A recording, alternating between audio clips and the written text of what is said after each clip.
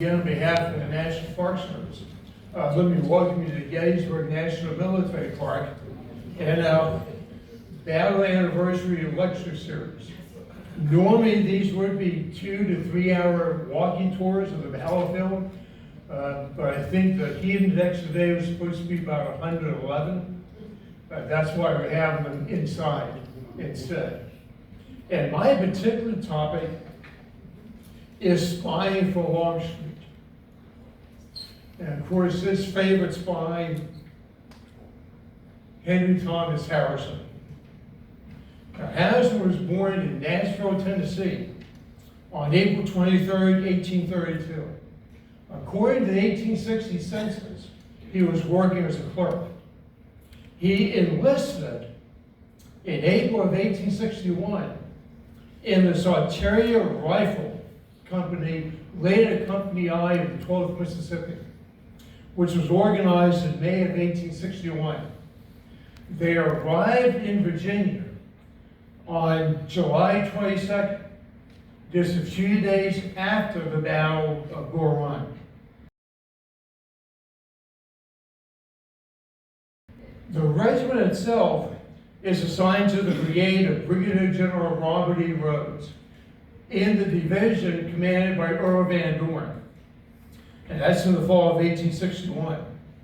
And that's apparently when Harrison starts his scouting duties. And he's stationed at what's called Camp Van Dorn near Union Mills in Fairfax County, Virginia. And that's when he went on what was called detached duty in September of 1861. Harrison received a discharge for unstated medical reasons on November 18th, 1861. Now, Camp Van Dorn was near a place called Oak Grove. And this just happened to be the home of a Miss Laura Bruders. And of course, Harrison found time to visit Miss Bruders on occasion. On November 5th, 1861, he wrote her a letter. My dear Laura, do not think that I have forgotten you, or the kind reception ever extended to me at Oak Grove.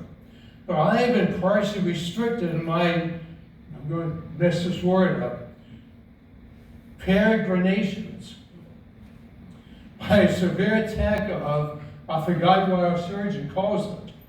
At any rate, I am aware of being too ill for military duty, although at this present time greatly improved, and hope shortly to be able to get about. Forever yours, Harry.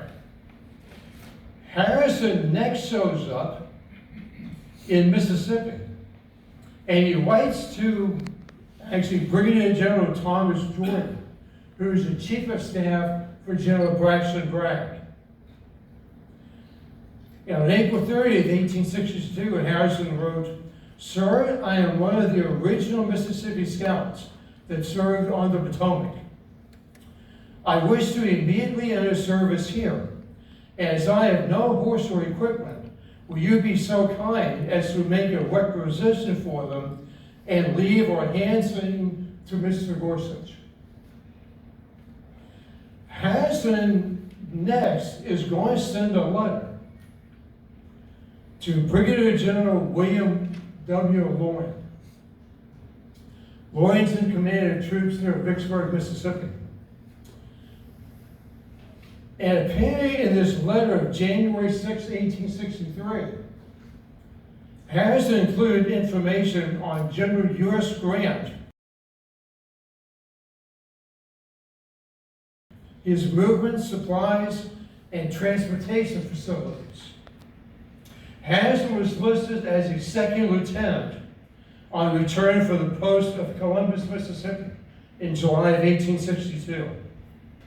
On February 20th, 1863, Confederate Secretary of War James A. Seton was signed a voucher for Harrison, indicating that Harrison is now returned to the Eastern Theater and operating in Goldsboro, North Carolina, under Longstreet's command. Longstreet said One night in the spring of 1863, I was sitting in my tent opposite Suffolk, Virginia, when there came in a slender, wiry fellow, about 5 feet 8, with hazel eyes, dark hair and complexion, and brown beard.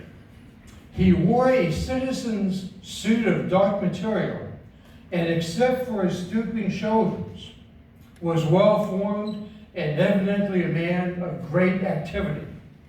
He handed me a note from Mr. Sutton that was my first meeting with the famous scout Harrison, who in his unpretending citizen's dress passed unmolested from right to left through the Federal Army, visited Washington City, ate and drank with federal officers.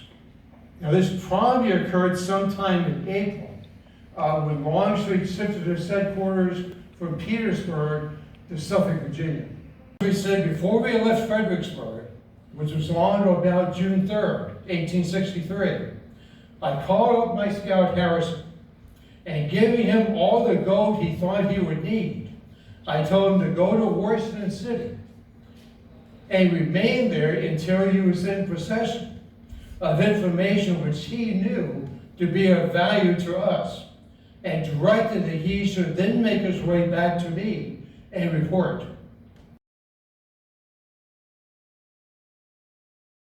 As he was leaving, he asked where he would find me. That was information I did not care to impart to a man who was going directly to the federal capital. I answered that my command was large enough to be found without difficulty. So Longstreet, even though Harrison's his best spy, there's certain information you don't give that spy in case he's captured. And the location of the Confederate Army is one of them. Marcy Searle also remembered this conversation. And the way he put it is, "Where shall I find you, General, to make this report?" asked Harrison. "With the Army," was Longstreet's grim answer. "I shall be sure to be with it." He was very far from giving even his most trusted scout information as to his movements. But Harrison knew all the same. He knew pretty much everything that was going on. On June 10th, 1863, he's going to write to Richard Ewell, his Second Corps commander, and he tells him that General John M. Bowden is instructed to communicate to you any intelligence of importance and to comply with any directions you may give him. General Albert Jenkins is establishing a line of couriers between the valley and my headquarters. Their positions you will probably ascertain on your route. So they're not just depending on Harrison. He's trying to find other sources of information to try to track the Yankee Army. General Jeb Stuart is going to write to General Beverly Robinson on June 24th. "You will instruct General William E. Grumble Jones from time to time as the movement's progress or events may require, and report anything of importance to Lieutenant General Longstreet, with whose position you will communicate by relays through Charlestown." Now, how is Harrison going to get from Fredericksburg to Washington, D.C.? Well, believe it or not, there was a secret route for Confederate couriers, sometimes known as the Doctor's Line, that ran through southern Maryland and through the town of Surrattsville, Maryland. And one of the stops in Surrattsville was the Surratt Tavern, run by Mrs. Mary Surratt. And this was known as a stopover for Confederate couriers, including her son, John Surratt. Now, Harrison's route also took him past Oak Grove and probably Miss Laura Bruder's at the same time. His destination is Willard's Hotel in Washington, D.C., And this was a very nice gathering place for Union officers. So you can imagine someone like Harrison with some gold to spend would go in there and offer some of these officers, to buy some of these officers a drink and get information that way. Now, his plan being to walk at night and stop during the day in the neighborhood of the troops. He said there were 3 corps near Frederick when he passed them, one to the right and one to the left, but he did not succeed in getting the position of the other. Now, I figured out a man can walk roughly about 2 miles an hour, okay? And I don't think he's actually walking the whole way from D.C. to Chambersburg, Pennsylvania. I think he had to pick up a horse somewhere along the way. And a horse can walk 4 miles an hour, and at a trot, about 8 miles an hour. An average trail horse can cover roughly 50 miles in one day at a walk, okay? It's 25 miles now from Hagerstown, from Frederick to Hagerstown on the old National Road.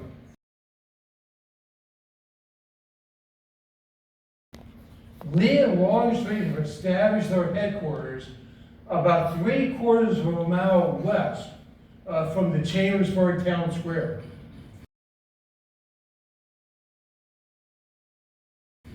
Today, if you're driving into Chambersburg, on the right-hand side, there's a Dollar Tree. That's the area where Lee has headquarters, okay, at Mrs. Smith's Woods. On the left-hand side of the road, you're going to see a Pizza Hut, and behind that is the Lincoln Cemetery. Somewhere between the road and the cemetery, Longstreet would have his headquarters, okay? And we know they're pretty close together, especially from the way people are talking about things going on. Mark Cicero is going to report, or he's going to remember. At night, I was roused by a detail of the provost guard bringing up a suspicious prisoner. I knew him instantly. It was Harrison, the scout, filthy and ragged, showing some rough work and experience. He had come to report to the general, who was sure to be with the army. And truly his report was long and valuable. Harrison gave us the first complete account of the operations of the enemy since Hooker left out front. He brought his report down to a day or two and described how they were even then marching in great numbers in the direction of Gettysburg, with intention of concentrating there. Harrison's report was so exceedingly important that I took him at once with me and woke Longstreet. He was immediately on fire at such news and sent the scout by a staff officer to General Lee's camp nearby.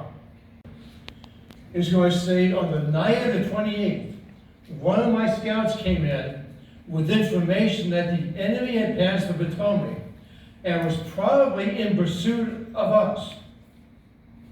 The scout was sent to General Headquarters with a suggestion that our army concentrate east of the mountains and bear down to meet the enemy. And that's his official report. In his memoirs, published in 1898, Longstreet said, at about 10 o'clock that night, Colonel Sorrell was waked by an orderly who reported that a suspicious person had just been arrested by the provost marshal. Upon investigation, Sorrell discovered that the suspicious person was the scout Harrison. He was dirt-stained, travel-worn, and very much broken down. After questioning him sufficiently to find that he brought very important information, Colonel Sorrell brought him to my headquarters and awoke me. He gave me the information that the enemy had crossed the Potomac, marched northwest, and that the head of the column was at Frederick City on our right.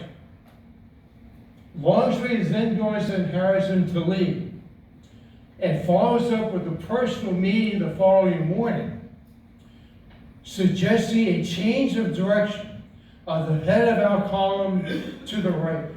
And Longstreet had already issued those orders. Now this is the itinerary of the Army of the Potomac and the troops Harrison may have seen.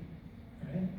The headquarters, 5th Corps, 2nd Cavalry Division, the Artillery Reserve, and Sau's Cavalry Division from the defenses of Washington are at or near Frederick. The 1st and 3rd Corps had moved to Middletown, Maryland. And so those are some of the troops Harrison may have accidentally walked into. And here's a general map of the whole movement. And perhaps block his retreat back to Virginia. At which point, we might be talking about the Battle of Carlisle or the Battle of Harrisburg instead of the Battle of Gettysburg. So you might be sitting in a city listening to this talk. Thank you for watching our video. Please remember to like, share, leave a comment, and subscribe. It really helps us grow the channel.